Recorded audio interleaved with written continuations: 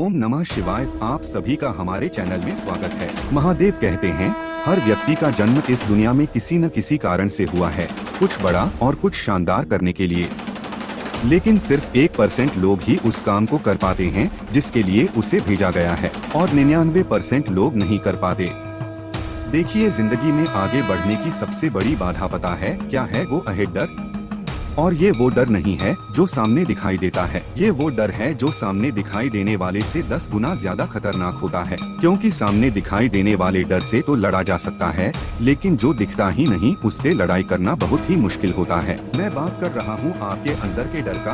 लोग क्या कहेंगे, रिश्तेदार क्या कहेंगे, अगर मैं असफल हो गया तो बहुत मजाक बन जाएगा। क्यों डरते हो असफलता से?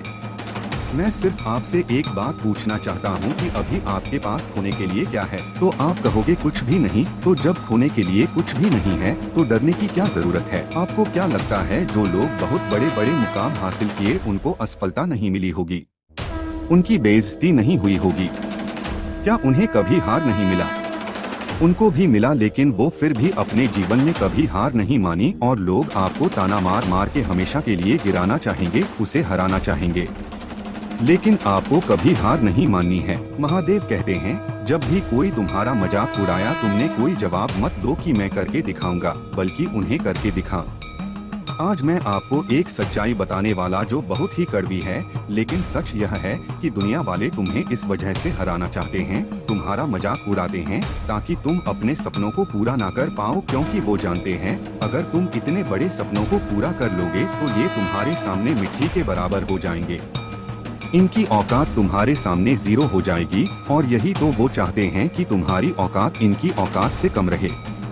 लोग चाहते तो है कि तुम बेहतर करो, लेकिन यह कभी नहीं चाहते कि तुम उनसे बेहतर करो।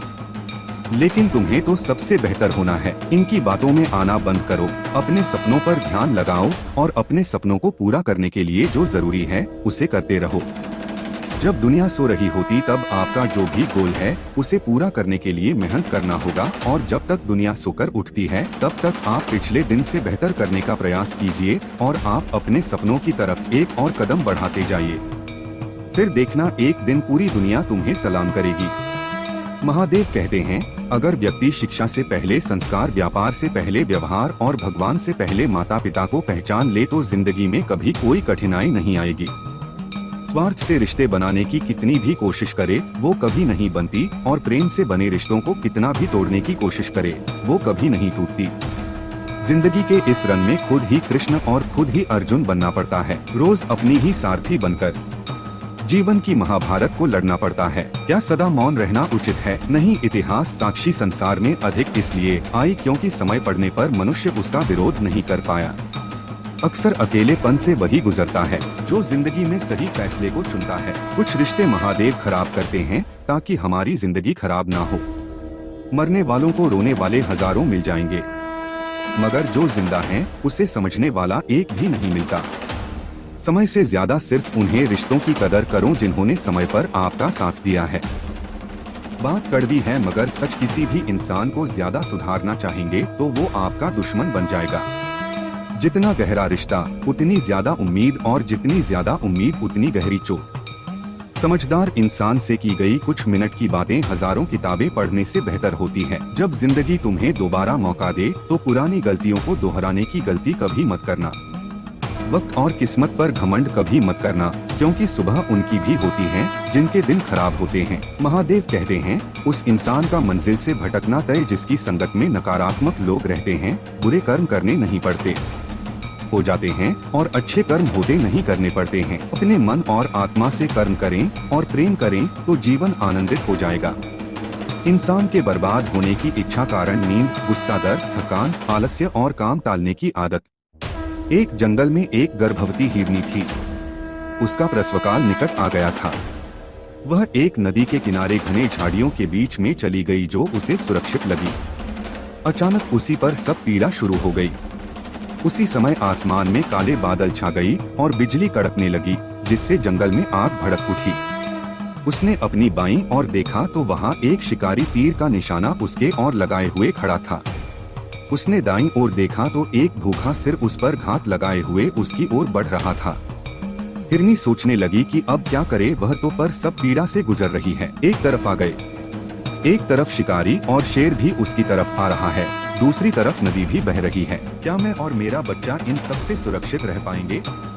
फिर उसने अपना सारा ध्यान अपने बच्चे को जन्म देने में लगा लिया, बाकी सब कुछ महादेव के भरोसे छोड़ दिया। फिर जो हुआ आश्चर्यजनक था। बिजली कर कराने से शिकारी की आंखें चौंधिया गईं। तीर दूसरी ओर चला गया और जाकर भूखे सिर को लग गया। इसी बीच बारिश होने लगी और जंगल की आग बुझ गई। इधर हिरानी ने एक स्वस्थ बच्चे को जन्म दिया। दोस्तों, कभी कभी ऐसी समस्याएं हमारे सामने आ जाती है, तब हमें कोई रास्ता नहीं दिखता। इन विपरीत परिस्थितियों में नकारात्मक होने के बजाय हमें अपने काम पर सकारात्मकता के साथ लगे रहता है। जब अपने हाथ में कुछ ना तो सब कुछ ईश्वर के हाथ में सौंप देना चाहिए। वह जो करेगा अपने लिए बढ़िया ही करेगा। एक बार एक किसान महादेव से बड़ा नाराज हो गया। कभी बाढ़ आ जाए, कभी सूखा पड़ जाए, कभी धूप बहुत तेज हो जाए तो कभी ओले पड़ जाए। हर बार कुछ ना कुछ कारण से उसकी फसल थोड़ी खराब हो जाए। एक दिन बड़ा तंगा कर उसने महादेव से कहा, देखिए प्रभु, आप महादेव हैं, लेकिन लगता है आपको खेती बाड़ी की ज्यादा जानकारी नहीं है। एक प्रार्थना है कि एक साल मुझे मौका दीजिए, जैसा मैं चाहूँ वैसा मौसम हो, फिर आप देखना मैं कैसे अन्न के भंडार भर दूंगा। महादेव मुस्कुराए और कहा, ठीक है, जैसा तुम कहोगे वैसा ही मौसम दूंगा, मैं दखल नहीं करूंगा। अब किसान ने गेहूं की फसल बोई। जब धूप चाहिए तब धूप मिली, जब पानी चाहिए तब पानी। तेज धूप, ओले, बाढ़, आंधी तो उसने आने ही नहीं दी। समय के साथ फसल बढ़ी और किसान की खुशी भी, क्योंकि ऐसी फसल तो आज तक नहीं हुई थी। किसान ने मन ही मन सोचा, अब पता चलेगा महादेव को कि फसल कैसे करते हैं। बेकार ही इतने बरस हम किसानों को परेशान करते रहे। फसल काटने का समय भी आया। किसान बड़े गर्व से फसल काटने गया, लेकिन जैसे ही फसल काटने लगा, एकदम से छाती पर हाथ रखकर बैठ गया।